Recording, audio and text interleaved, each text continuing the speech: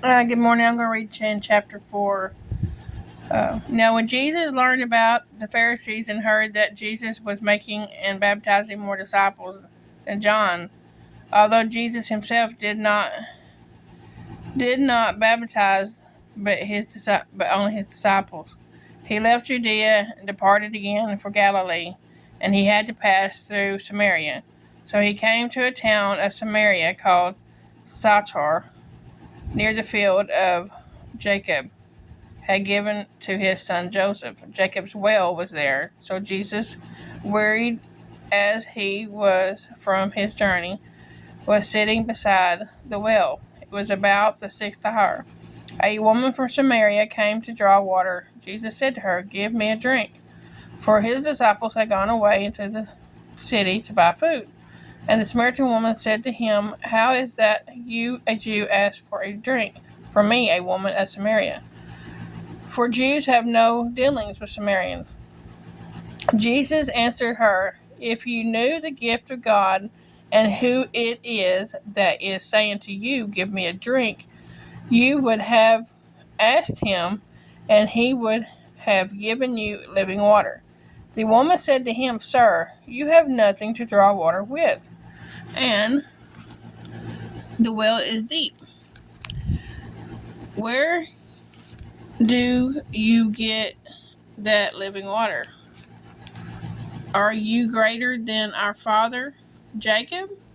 He gave us the well and drank from it himself, as did his sons and his livestock." Jesus said to her, "Everyone who drinks of this water will be thirsty again. But whosoever drinks of the water never he, that I will give him will never be thirsty again. The water that I will give him will become in him a spring of water, welling up for eternal life." The woman said to him, "Sir, give me this water, so that I will not be thirsty or have to come here to draw water." Jesus said to her, "Go call your husband and come here." The woman answered him, "I have no husband." Jesus said to her, You are right in saying, 'I have no husband.' For you had 5 husbands, and the one you now have is not your husband. What you said is true. What you have said is true." The woman said to him, "Sir, I perceive that you are a prophet. Our fathers worshipped on this mountain, but you say that in Jerusalem is the place where people ought to worship." Jesus said to her, "Woman, believe me, the hour is coming when neither on this mountain nor in Jerusalem will you worship the Father. You worship that you do not know. You worship that we know. You worship what you do not know. We worship what we know, for salvation is from the Jews. But the hour is coming and is now here when the true worshippers will worship the Father in spirit and truth. And the Father is seeking such people to worship him.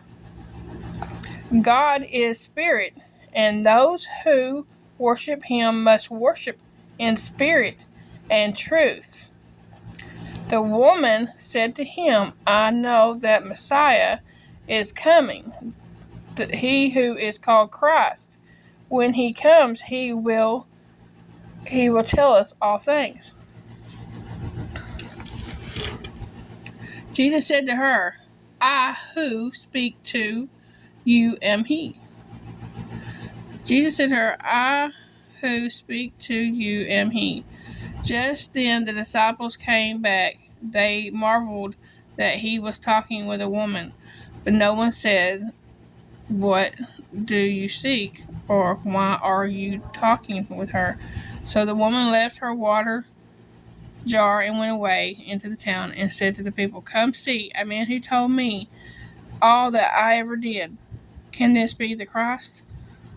They went out the town and were coming to him. Meanwhile, the disciples were urging him, saying, "Rabbi, eat." But he said to them, "I have food to eat that you do not know about." So the disciples said to one another, "Has anyone brought him something to eat?" Jesus said to them, "My food is to do the will of him who sent me and to accomplish his work. Do you not say there are yet 4 months, then comes the harvest? Look, I tell you, lift up your eyes and see that the fields are white for harvest.